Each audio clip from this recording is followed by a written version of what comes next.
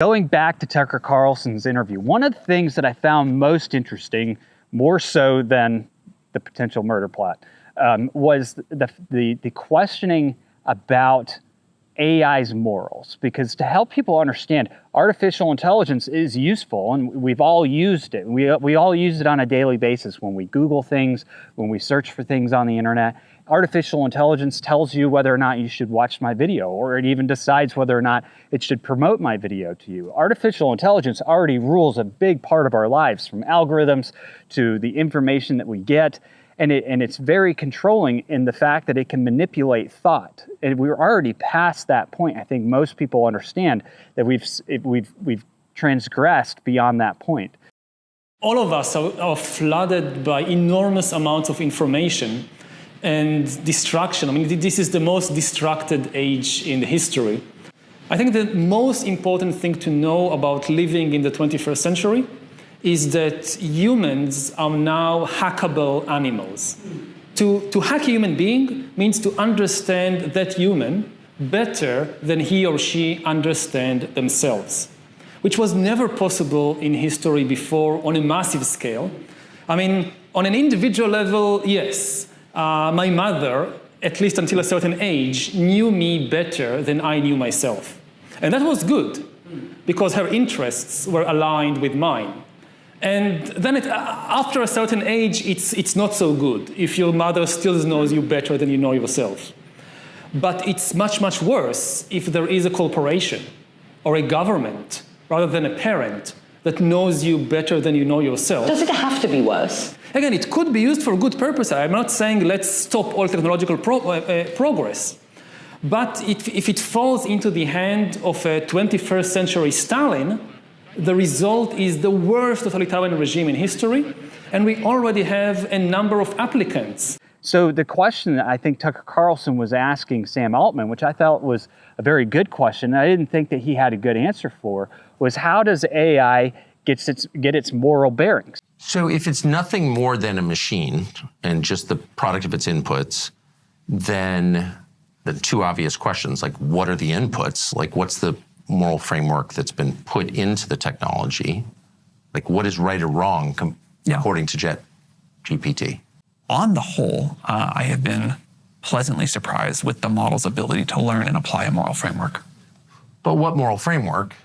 I mean, the sum total of like world literature or philosophy is at war with itself. Like the Marquis de Sade is, like nothing in common with the Gospel of John. Right. So like, how do you decide which is superior? That's why we wrote this like model spec of here's how we're going to handle these cases. Right, but what criteria did you use to decide what the model is? Like who decided that? Who did you consult? Like why is the Gospel of John better than the Marquis de Sade? We consulted like hundreds of moral philosophers, people who thought about like ethics of technology and systems. And at the end, we had to like make some decisions. And so who made these decisions? Like who are the people who decided that one thing is better than another? You mean like? What are their names? Which kind of decision?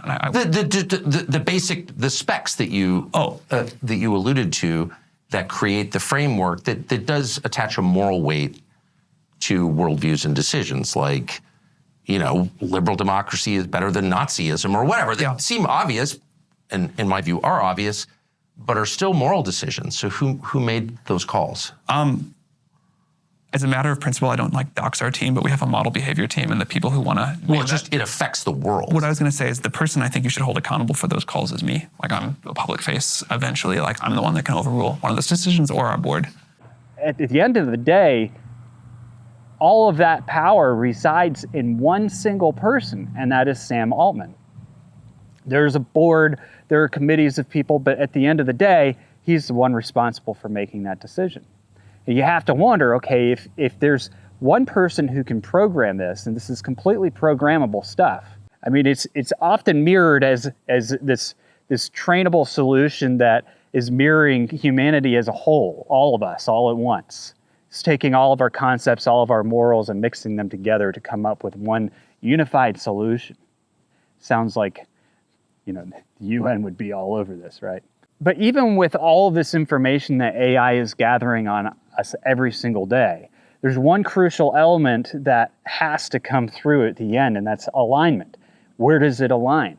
And that alignment is what creates the narrative of what people are going to believe, what's going to influence people the way that they vote. Sam Altman describes this as model spec. At a point in time when they have to make decisions for artificial intelligence to tell artificial intelligence how it's going to proceed, how it's going to influence every single one of us. So basically, model spec is kind of like a safety policy, an acceptable use, like a catchism, an internal do's and don'ts of the system. In other words, the base model may capture everything that everybody in the world is thinking, but the alignment side of the model filters what the world is thinking. This is what I refer to as mass manipulation, and it's a very, very dangerous thing. It's something we should all be very concerned about. We're starting to get into governance by manipulation. We've already been there, but this is a whole other level of it. And it's not something that you actually have the choice in. It doesn't take overt censorship like what we've seen to steer people in society.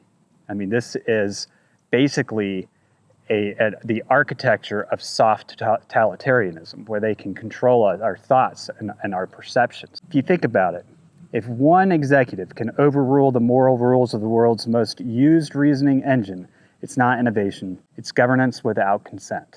Should we be ceding public trust to Stargate and its elites? Should we be putting ourselves in that position?